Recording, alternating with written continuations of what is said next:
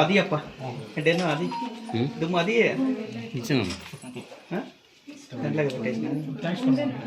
ಸರಿ, ಈಗ ನಾವು ಅದನ್ನ ಬೇರೆ ಕಡೆ ಎಲ್ಲ ಹಾಕ್ಸಿ ಕೇಳ್ತೀವಮ್ಮ, ನಾವು ರಿಕ್ವೆಸ್ಟ್ ಮಾಡ್ತೀವಿ, ಬೇರೆ ಕಡೆಯಿಂದನೂ ಕೇಳ್ತೀವಿ. ಏನೋ ಒಂದು ಒಳ್ಳೇದಾಗಿ ಆ ಮಗು ಭವಿಷ್ಯ ಚೆನ್ನಾಗಾದ್ರೆ ಸಾಕು. ಹೋಗೋದು ತಪ್ಪ ಇಲ್ಲ ಅವ್ರು ನಮ್ಮನ್ನು ಯಾಮಾರಿಸೋದು ತಪ್ಪ ಅಂತ ನೋಡ್ತಾ ಇದ್ದೀವಿ. ಇಲ್ಲ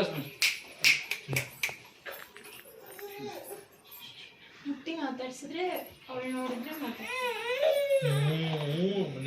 ಇದು ನಿಂದೆ ಜ್ಞಾನವರ್ಧಿನಿ. ಈಗ ಅವಳಿಗೆ 1 ವರ್ಷ.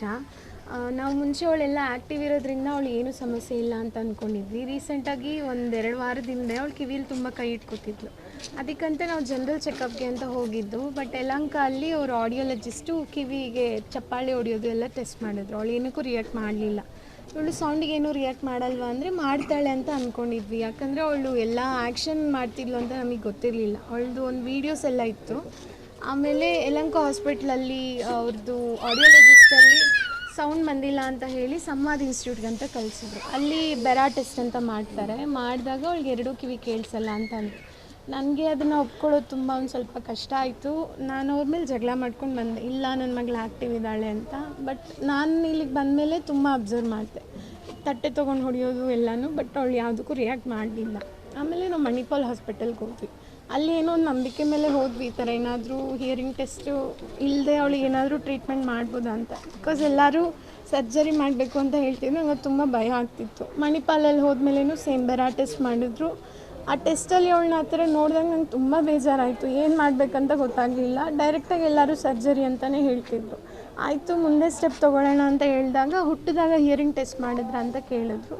ನಾವು ಹಾಸ್ಪಿಟಲ್ಗೆ ಕಾಲ್ ಮಾಡಿ ಕೇಳಿದ್ದಕ್ಕೆ ಮಾಡಿದ್ದೀವಿ ಅಂತ ಅಂದರು. ಬಟ್ ರಿಪೋರ್ಟ್ ಕೇಳಿದ್ರೆ ಅವರು ಆಗ ಒಪ್ಕೊಂಡ್ರು ನಾವು ಹಿಯರಿಂಗ್ ಟೆಸ್ಟ್ ಮಾಡಿಲ್ಲ ಅಂತ. ಎಲ್ಲಿ ಮಾಡಿಸಿದ್ರಿ? ನಾವು ಜೈನ್ ಮಿಷನ್ ಹಾಸ್ಪಿಟ್ಲಲ್ಲಿ ಮಾಡಿಸಿದ್ವಿ ಸರ್. ಇದು ಹುಟ್ಟಿದ್ದು 2 ವಾರಕ್ಕೇ ಟೆಸ್ಟ್ ಮಾಡ್ತಾರಂತೆ. ಬಟ್ ನಮ್ಮದ್ರಲ್ಲಿ ಮಾಡಿಸಿಲ್ಲ. ಮತ್ತು ಯಾವ ಹಾಸ್ಪಿಟಲ್ ಸಿಬ್ಬಂದಿಯಿಂದ ಆಡಳಿತ ಮಂಡಳಿಯಿಂದ ಈ ರೀತಿ ಎಡವಟ್ಟಾಗಿದೆ ಸರ್, ಅದು ಇನ್ಸ್ಟ್ರೂಮೆಂಟಲ್ಲಿ ಅವೈಲೇಬಲ್ ಇರಲಿಲ್ಲ ಅಂತೆ. ಸೊ ಅವ್ರು ಹಿಯರಿಂಗ್ ಟೆಸ್ಟ್ ಮಾಡಿಲ್ಲ ಸರ್. ಅದಾದಮೇಲೆ ಎಲ್ಲ ಕಡೆ ಕೇಳಿದಾಗ ಅಪೋಲೋ ಬನ್ನೇರುಘಟ್ಟ ಹಾಸ್ಪಿಟ್ಲಲ್ಲಿ ಸುನೀಲ್ ಕುಮಾರ್ ಸರ್ ಅಂತ ಇದ್ದಾರೆ. ಅವರು ಈಗಾಗಲೇ 500 ಸರ್ಜರಿ ಮಾಡಿದ್ದಾರೆ, ಎಲ್ಲ ಸಕ್ಸಸ್ಫುಲ್ ಆಗಿದೆ. ಆ ಒಂದು ಹೋಪಲ್ಲಿ ಹೋದ್ವಿ ಅಲ್ಲಿಗೆ. ಅವ್ರು ನೆಕ್ಸ್ಟ್ ಏನೇನು ಮಾಡಬೇಕು ಅಂದರೆ ಮತ್ತೆ ಪುನಃ ಅಲ್ಲಿ ಬೆರಾ ಟೆಸ್ಟ್ನ ಮಾಡಿದ್ರು. ಆವಾಗ ಅವ್ರು ಹೇಳಿದ್ರು ಇವಳಿಗೆ 160 dB ಮಾತ್ರ ಕೊಟ್ಟರೆ ಕೇಳ್ಸೋಕ್ಕಾಗುತ್ತೆ ಅಂತ. ಬಟ್ ಬೇರೆ ಕಡೆ ಎಲ್ಲ ಒಂದು ಕಡೆ ಮಾತ್ರ ಮಾಡಬೇಕು ಅಂದಿದ್ರು. ಇವ್ರು 2 ಕಡೆ ಮಾಡಬೇಕು ಅಂದರು. ಇದಕ್ಕೆ 40 ಲಕ್ಷ ಆಗುತ್ತೆ. ನಾವೀಗ 40 ಲಕ್ಷ ಕಟ್ಟಿದ್ರೇ ಅವ್ರು ಸರ್ಜರಿ ಡೇಟ್ನ ಫಿಕ್ಸ್ ಮಾಡಿ ಹೇಳೋದು. ಅವರು ನಾವು ರಿಕ್ವೆಸ್ಟ್ ಮಾಡ್ಕೊಂಡಿರೋದಕ್ಕೆ ಒಂದು ಸ್ವಲ್ಪ ಎಕ್ಸ್ಪೆಂಡಿಚರ್ನ ಕಮ್ಮಿ ಮಾಡ್ಕೊಂಡಿದ್ದಾರೆ ಅಷ್ಟೇ. ಈಗ ನಾವು ನಮ್ಮ ಹತ್ರ ಇದ್ದಿದ್ದು ಬಂಗಾರ ಅದು ಇದೆಲ್ಲ ಇಟ್ಟಿದ್ರೆ ಒಂದು 15 ಲಕ್ಷ ಆಯಿತು. ಜನ ಎಲ್ಲ ಸಹಾಯ ಮಾಡಿದ್ದು ಒಂದು 4 ಲಕ್ಷ ಆಗಿದೆ. ಬರೀ 19 ಲಕ್ಷ ಆಗಿದೆ ಅಷ್ಟೇ. ಇನ್ನು 30 ಲಕ್ಷ ಇನ್ನು ಬೇಕಾಗುತ್ತೆ. ದಯವಿಟ್ಟು ಯಾರನ್ನ ನಮಗೆ ಸಹಾಯ ಮಾಡಿದರೆ ತುಂಬ ಉಪಯೋಗ ಆಗುತ್ತೆ. ಯಾವ ರೀತಿ ಕಾಂಟ್ಯಾಕ್ಟ್ ಮಾಡೋದು ನಿಮಗೆ? ಸರ್, ನಾವು ನನ್ನ ಅಕೌಂಟಲ್ಲಿ UPI ಟ್ರಾನ್ಸ್ಫರ್ ಆಗ್ತಿಲ್ಲ. ಅದು ಬರ್ತಾ ಸಮಸ್ಯೆ ಆಗ್ತಿದೆ. ಅದಕ್ಕೆ ಇಂಪ್ಯಾಕ್ಟ್ ಗುರು ಅಂತ ಹಾಸ್ಪಿಟಲ್ ಅವರೇ ನಮಗೊಂದು ಪೇಜ್ ಮಾಡಿಕೊಟ್ಟಿದ್ದಾರೆ. ಅದನ್ನು ನಾನು ಡಿಸ್ಪ್ಲೇ ಮಾಡಿಸ್ತೀನಿ. ದಯವಿಟ್ಟು ಯಾರಾದರೂ ಹೆಲ್ಪ್ ಮಾಡೋಂಗಿದ್ರೆ ಅದಕ್ಕೆ ಮಾಡಿ ನನ್ನ ಮಗಳನ್ನ ಉಳಿಸ್ಕೊಡಿ ಸರ್. ಈಗ ಹರೀಶ್ ರೆಡ್ಡಿ ಅವರು ಕೂಡ ನಿಮ್ಮ ಕಷ್ಟಕ್ಕೆ ಸ್ಪಂದಿಸುವಂಥ ಕೆಲಸ. ಹೌದು ಸರ್, ತುಂಬ ಮಾಡಿದ್ರು ಸರ್. ಅವ್ರು ಇನ್ಸ್ಟಾಗ್ರಾಮಲ್ಲಿ ಯಾರು ಏನು ಅಂತ ಕೂಡ ತಿಳ್ಕೊಂಡಿಲ್ಲ. ನಿಮ್ಮ ಮಗುಗೆ ಏನು ಸಮಸ್ಯೆ ಆಗಿದೆ ಅಂತ ಅವರೇ ಫೋನ್ ಮಾಡಿ ಕೇಳಿದ್ರು. ನಾನು ಈ ಥರ ಆಗಿದೆ ಸರ್ ಅಂತ ಕಂಪ್ಲೀಟ್ ತಾಳ್ಮೆಯಿಂದ ಕೇಳಿದ್ರು. ನಾನು ಎಕ್ಸ್ಪೆಕ್ಟ್ ಮಾಡಿರಲಿಲ್ಲ ಸರ್ ಈ ಥರ ಬಂದು ಸಹಾಯ ಮಾಡ್ತಾರೆ ಅಂತ. ನೀವೇ ನೋಡಿದ್ದೀರ, ಎಷ್ಟೊಂದು ಜನ ಸೋಷಿಯಲ್ ವರ್ಕರ್ಸ್ ಇರ್ಬೋದು, ಪೊಲಿಟಿಷಿಯನ್ಸ್ ಇರ್ಬೋದು, ಎಲ್ಲರಿಗೂ ವಿಷಯ ಮುಟ್ಟಿದೆ. ಬಟ್ ಯಾರೂ ಇಲ್ಲಿವರೆಗೂ ನಮ್ಗೆ ಕಾಲು ಮಾಡಿಲ್ಲ, ಮನೆಯವ್ರಿಗೂ ಬಂದು ಮಗು ಬಗ್ಗೆನೂ ವಿಚಾರಿಸಿಲ್ಲ ಸರ್. ನನಗೆ ತುಂಬ ಸಂತೋಷ ಆಯಿತು. ಇಂಥವ್ರು ಮುಂದೆ ಬರೋದ್ರಿಂದ ಬೇರೆಯವ್ರಿಗೆ ತುಂಬ ಹೆಲ್ಪ್ ಆಗುತ್ತೆ. ನಮ್ಮಂಥ ತುಂಬ ಜನ ಪ್ರಾಬ್ಲಮಲ್ಲಿರೋರು ಹೇಳ್ಕೊಳ್ಳೋದು ಇಲ್ಲ, ಯಾರೂ ಸಪೋರ್ಟ್ ಮಾಡಲ್ಲ ಅಂತ. ಬಟ್ ಇಂಥವ್ರಿಂದ ಯಾರಾದರೂ ಮುಂದೆ ಬಂದರೆ ಅವರಿಗೂ ತುಂಬ ಹೆಲ್ಪ್ ಆಗುತ್ತೆ ಸರ್. ಸರ್, ಮೊದಲನೇದಾಗಿ ಆ ಕುಟುಂಬಕ್ಕೆ ಮತ್ತು ಆ ದೇವ್ರಿಗಿಬ್ಬರಿಗೂ ಕೂಡ ಕಿವಿ ಕೇಳಿಸೋ ಥರ ಆ ಮಗುಗೆ ಮಾಡಿ ಆ ದೇವ್ರ ಆಶೀರ್ವಾದ ಆ ದೇವ್ರಿಗೆ ಒಳ್ಳೇದು ಮಾಡಲಿ ಅಂತ ನಾನು ದೇವರಲ್ಲಿ ಕೇಳ್ಕೊತಾ ಇದ್ದೀನಿ. ಸ್ವತಂತ್ರ ಬಂದು ನಮಗೆ 80 ವರ್ಷ ಆದರೂ ಕೂಡ ನಮ್ಮ ಈ ಸಮಾಜದಲ್ಲಿ ಇಂಥ ಪರಿಸ್ಥಿತಿಗಳಿಗೆ ನಾವು ಸ್ಪಂದಿಸದೇ ಹೋದರೆ ನಿಜವಾಗ್ಲೂ ಕೂಡ ನಮಗೆ ಸ್ವತಂತ್ರ ಬಂದಿಲ್ಲ ಅಂತಲೇ ಅರ್ಥ.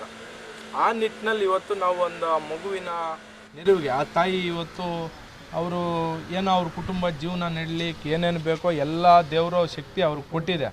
ಆದರೆ ಇವತ್ತಿನ ದಿನ ಸುಮಾರು 50 ಲಕ್ಷ ಹಣ ಅವ್ರಿಗೆ ಅವಶ್ಯಕತೆ ಇರೋದ್ರಿಂದ ಅವ್ರಿಗೆ ನಾವು ಸಹಾಯಧನವನ್ನು ಕೊಡೋವಂಥ ಕೆಲಸ ಮಾಡಿದ್ವಿ. ಅದರಲ್ಲೂ ಕೂಡ ವಿಶೇಷವಾಗಿ ಇವತ್ತು ನನ್ನ ಸ್ನೇಹಿತನ ಹುಟ್ಟುಹಬ್ಬ, ಅವ್ರ ಕೈಯಲ್ಲೂ ಕೂಡ ಸಹಾಯವನ್ನು ಮಾಡಿಸುವಂಥ ಕೆಲಸ ಮಾಡಿದ್ದೀವಿ ಸರ್. ಮನೆಗೆ ಭೇಟಿ ಕೊಟ್ಟು ಮಗುವನ್ನು ನೋಡಿದಾಗ ಏನು ಅನಿಸ್ತು ಅಂತ? ಏನು ಅನಿಸುತ್ತೆ ಸರ್, ಪುಟ್ಟ ಕಂದಮ್ಮ 1 ವರ್ಷದ ಮಗು, ಆ ಮಗುನ ನೋಡಿದ್ರೆ ಏನು ಅನಿಸುತ್ತೆ ಹೇಳಿ? ನಿಮಗೂ ನೋವಾಗುತ್ತೆ, ನಮಗೂ ನೋವಾಗುತ್ತೆ, ಆ ಮಗುನ ನೋಡಿದ ಪ್ರತಿಯೊಬ್ಬರಿಗೂ ನೋವು ಆಗಲೇ ಆಗುತ್ತೆ. ಆ ಮಗುವಿನ ಉಳಿಸ್ಕೊಳ್ಳೋಂಥ ಕೆಲಸ ನಾವು ನೀವು ಎಲ್ಲರೂ ಸೇರಿ ಮಾಡಬೇಕು ಅಂತ ನನಗೆ ಅನಿಸ್ತಾ ಇದೆ ಸರ್. ಈಗ ಚಿಕ್ಕಬಳ್ಳಾಪುರ ವಿಧಾನಸಭಾ ಕ್ಷೇತ್ರದಲ್ಲಿ ಯಾವುದೇ ಕಷ್ಟ ಅಂತಂದರೂ ಹರೀಶ್ ರೆಡ್ಡಿ ಅವರು ಮೊದಲನೇದಾಗಿ ಹೋಗಿ ಅವ್ರ ಕಷ್ಟಕ್ಕೆ ಸ್ಪಂದಿಸುವಂಥ ಕೆಲಸ ಮಾಡ್ತಿದ್ದಾರೆ. ನಿಮಗೆ ಈ ವಿಚಾರಗಳು ಹೇಗೆ ತಿಳಿಯುತ್ತೆ ಅಂತ? ಸರ್, ನನಗೆ ಯಾವಾಗಲೂ ಲೋಕಲಲ್ಲೇ ಇರೋದ್ರಿಂದ ನನ್ನ ಸ್ನೇಹಿತರು ಸುಮಾರು ಜನ ನನಗೆ ತಿರುನಳ್ಳಿಯಿಂದ ಫೋನ್ ಮಾಡಿದರು, ಚಿಕ್ಕಬಳ್ಳಾಪುರ ಬಾಪೂಜಿ ನಗರದಿಂದ ಫೋನ್ ಮಾಡಿದರು, ಮಾಧ್ಯಮದವ್ರು ನಮ್ಮ ಮಾಧ್ಯಮ ಸ್ನೇಹಿತರು ಕೂಡ ಮಾಡಿದರು. ಅದರಲ್ಲೂ ಕೂಡ ವಿಶೇಷವಾಗಿ ಅವ್ರ ತಾಯಿನೂ ಕೂಡ ನನಗೆ ಮೆಸೇಜ್ ಮಾಡಿದರು, ಸರ್ ಈ ಥರ ನಮ್ಮ ಮಗುದು ಈ ಥರ ಸಮಸ್ಯೆ ಆಗಿದೆ, ದಯವಿಟ್ಟು ನಿಮ್ಮ ಕೈಯಲ್ಲಿ ಏನಾದರೂ ಸಹಾಯ ಮಾಡಿ ನನ್ನ ಮಗುವನ್ನು ಉಳಿಸ್ಕೊಡಿ ಅನ್ನೋ ಒಂದು ಮಾತು ಹೇಳಿದರು. ಆ ತಾಯಿ ಪ್ರೀತಿ ಮುಂದೆ ಎಲ್ಲರ ಪ್ರೀತಿನೂ ಕಡಿಮೆ ಅಲ್ವಾ ಸರ್? ಹಾಗಾಗಿ ನಾವು ಮೊದಲು ಅದನ್ನು ಸ್ಪಂದಿಸೋ ಅಂಥ ಕೆಲಸ ಮಾಡಿದ್ದೀವಿ ಸರ್. ನಿನ್ನೆ ಸಂಜೆ ತಾನೇ ನನ್ನ ಗಮನಕ್ಕೆ ಬಂತು, ಬೆಳಗ್ಗೆ ನಾವತ್ತು ಎಲ್ಲ ಮಾತಾಡ್ಕೊಂಡು ಇವತ್ತು ಇಲ್ಲಿಗೆ ಬರೋ ಅಂಥ ಕೆಲಸ ಮಾಡಿದ್ದೀವಿ ಸರ್. ಓಕೆ ಮಾಡ್ಕಪ್ಪ, ಸೈಲೆನ್ಸ್ ಫೋನ್. ಅವ್ರ ಹತ್ರ 15 ಲಕ್ಷ ಏನೋ ಹಣ ಕೂಡಿಟ್ಕೊಂಡಿದ್ದಾರೆ ಮತ್ತು ದಾನಿಗಳು ಅನೇಕರು ಅವ್ರಿಗೆ ಹತ್ರ 3.5-4 ಲಕ್ಷವರೆಗೂ ಹಣ ಕೊಟ್ಟಿದ್ದಾರೆ. ಇನ್ನೂ ಅವ್ರಿಗೆ 25 ಲಕ್ಷ ಹಣ ಬಾಕಿ ಇದೆ, ಅಂದರೆ ಬೇಕಾಗಿರೋ ಹಣ ಬಾಕಿ ಇದೆ. ದಯವಿಟ್ಟು ಈ ಕೂಡಲೇ ಯಾರ್ಯಾರು ಸಹಾಯ ಮಾಡ್ತೀರಾ, ಯಾವ್ಯಾವ ರೀತಿ ಸಹಾಯ ಮಾಡ್ತೀರಾ ಪ್ರತಿಯೊಬ್ಬರು. ಈಗ ನೋಡಿ, ಇನ್ನೇನು ಕೆಲವೇ ದಿನಗಳಲ್ಲಿ ಗಣೇಶ ಹಬ್ಬ ಇದೆ. ಪ್ರತಿ ವಾರ್ಡ್ಗಳಲ್ಲಿ ಒಂದೊಂದು ವಾರ್ಡ್ಗೆ 5 ಹತ್ರ 10 ಹತ್ರ ಇಟ್ಟು ಲಕ್ಷ ಕೋಟಿ ಖರ್ಚು ಮಾಡ್ತಾರೆ. ಎಲ್ಲರೂ ಕೂಡ ಇಂಥವ್ರಿಗೆ 1,000, 2,000, 5,000 ಅವ್ರ ಶಕ್ತಿ ದೇವ್ರು ಏನು ಕೊಟ್ಟಿದ್ದಾರೆ ಅಷ್ಟು ಶಕ್ತಿಯಲ್ಲಿ ಅವ್ರಿಗೆ ಹಣ ಕೊಟ್ಟರೆ ಆ ಮಗುವಿನ ಒಂದು ಜೀವ ರಕ್ಷಣೆ ಮಾಡ್ದಂಗೆ ನಾವು ನೀವೆಲ್ಲರೂ ಸೇರಿ ಮಾಡ್ದಂಗೆ ಆಗ್ತದೆ. ಇನ್ನೊಂದು ಮಾತು, ಆ ತಾಯಿ ಹೇಳ್ತಾಯಿದ್ರು ಮನೆ ಒಳಗಡೆ ಹೋದಾಗ, ಜೈನ್ ಹಾಸ್ಪಿಟ್ಲಲ್ಲಿ ನಾವು ಮಗುನ ಡೆಲಿವರಿ ಆಗಿದ್ದು, ಟ್ರೀಟ್ಮೆಂಟ್ ಕೊಟ್ಟಿದ್ದು, ತೋರಿಸಿದ್ದು ಎಲ್ಲನೂ ಕೂಡ ಅಲ್ಲೇ. ಅವ್ರು ಯಾವುದೇ ರೀತಿ ನಮಗೆ ಮಾಹಿತಿ ಕೊಡಲಿಲ್ಲ ಅಂತ. ಆ ಥರ ಮಾಹಿತಿ ಕೊಡದೇ ಇರೋ ಅಂಥ ಏನು ಈ ಹಾಸ್ಪಿಟ್ಲ್ಗಳಿದೆ, ಈ ಕೂಡಲೇ ಮುಚ್ಕೊಂಡು ಅವ್ರ ಮನೆಗಳಿಗೆ ಹೊರಟೋಗ್ಬೇಕು. ಇಲ್ಲ, ಕರೆಕ್ಟಾಗಿ ಎಲ್ಲ ಇಟ್ಕೊಂಡು ಎಲ್ಲ ಸ್ಪಂದನೆ ಕೊಡೋಂಥ ಕೆಲಸ ಮಾಡಿ ಜನರಿಗೆ ಸೇವೆ ಮಾಡೋಂಥ ಕೆಲಸ ಮಾಡಬೇಕು. ಅವ್ರು ಸುಮ್ಮನೆ ಬಿಲ್ಡಪ್ಗಷ್ಟೇ ಮೇಲೆ ಬೋರ್ಡ್ ಹಾಕಿರೋದು ನಾನು ಅನೇಕರು ನನಗೆ ಹಾಸ್ಪಿಟ್ಲ್ ದೂರನ್ನು ಕೊಟ್ಟಿದ್ದಾರೆ. ಸರ್, ಈ ಆಸ್ಪತ್ರೆಯಲ್ಲಿ ಬರೀ ಹಣಕ್ಕಾಗಿ ಇವರು ಆಸ್ಪತ್ರೆ ನಡೆಸ್ತಾ ಇರೋದು, ಯಾವುದೇ ರೀತಿ ಸೇವೆ ಇಲ್ಲಿ ಮಾಡ್ತಾ ಇಲ್ಲ ಅಂತ ಸುಮಾರು ದೂರುಗಳು ಕೊಟ್ಟಿದ್ದಾರೆ. ದಯವಿಟ್ಟು ಈ ಕೂಡಲೇ ಜೈನ್ ಮಿಷನ್ ಆಸ್ಪತ್ರೆ ಅವರು ಗಮನ ವಹಿಸಿ ಇಂಥ ಎಲ್ಲ ತಂತ್ರಜ್ಞಾನವನ್ನು ಅಳವಡಿಸ್ಕೊಳ್ಬೇಕು. ನಿಮ್ಗೆ ಗೊತ್ತಿಲ್ಲ ಅಂದರೆ ಇನ್ನೊಂದು ಕಡೆ ರೆಫರ್ ಮಾಡಬೇಕು. ಈ ಪಾಠವನ್ನು ಈ ಕೂಡಲೇ ಕಲಿಬೇಕು. ಕಲಿದೇ ಹೋದರೆ ಮುಂದಿನ ದಿನಗಳಲ್ಲಿ ಇದ್ರ ಪರಿಣಾಮ ಬೇರೆ ರೀತಿಯೇ ಆಗ್ತದೆ. ಅಲ್ಲ, ಇಲ್ವೇ ಇಲ್ಲ ಆ ಥರ ಅವ್ರು ಹೇಳಲೂ ಇಲ್ಲ.